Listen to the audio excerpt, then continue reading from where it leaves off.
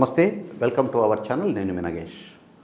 ఆంధ్రప్రదేశ్ పోలీసులు ఈ social media కార్యకర్తల మీద నమోదు చేస్తున్న కేసులపై హైకోర్టు అనేక సందర్భాల్లో ఆగ్రహం వ్యక్తం చేసింది. అంటే ఈ కేసులకు సంబంధించి పోలీసులు పెడుతున్న సెక్షన్లో, అంటే రాజద్రోహము, ఆ తర్వాత నేరము, అది ఇది అని చెప్పేసి ఆ కేసుకు సంబంధం లేని సెక్షన్లను నమోదు చేయడం మీద ఇప్పటికే ఆంధ్రప్రదేశ్ హైకోర్టు తీవ్ర స్థాయిలో అక్షింతలేసింది పోలీస్ డిపార్ట్మెంట్కి.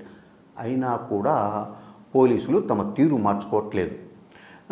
కర్నూలుకు సంబంధించి ఒక కార్యకర్త చేసిన ఫిర్యాదు మేరకు కర్నూలు పోలీసులు రాత్రికి రాత్రి గుంటూరుకు వచ్చి, అంటే రాష్ట్ర ప్రభుత్వం అమలు చేస్తుండే సంక్షేమ కార్యక్రమాల మీద వ్యంగ్యంగా ఒక వీడియో తీసి సోషల్ మీడియాలో పోస్టు చేశారనే ఆరోపణ మీద అతని మీద కేసు నమోదు చేసి అరెస్ట్ చేశారు పోలీసులు. సో ఇది హైకోర్టుకు చేరింది ఈ కేసుకు సంబంధించిన వ్యవహారం.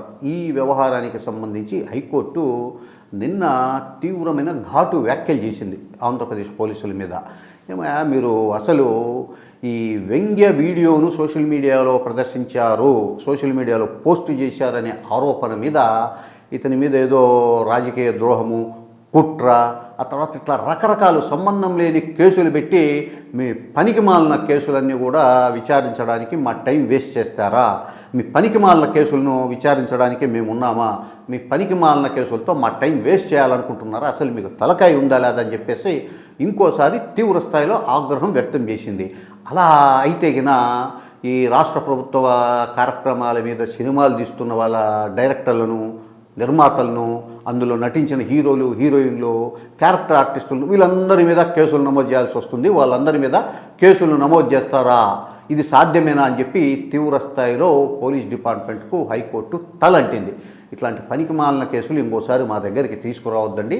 అసలు ఈ కేసుకు సంబంధించిన పూర్తి డీటెయిల్స్ 2-3 రోజుల్లో మా ముందు ఉంచండి అని చెప్పేసి ఆ సంబంధిత మేజిస్ట్రేట్తో పాటు పోలీస్ శాఖను కూడా ఆదేశించింది. మొత్తం మీద చూస్తే రాష్ట్రంలో, ఆంధ్రప్రదేశ్లో ఈ సోషల్ మీడియా కార్యకర్తల మీద నమోదు చేస్తున్న కేసులు, ఆ తర్వాత తదనంతర పరిణామాలు, అరెస్టులు, హైకోర్టు జోక్యం చేసుకోవడాలు, ఇవన్నీ కూడా చూస్తే రాష్ట్రంలో ఒక రకమైన భయానక వాతావరణం ఏర్పరిచింది రాష్ట్ర ప్రభుత్వం అనేది స్పష్టంగా అర్థమవుతూ ఉంది.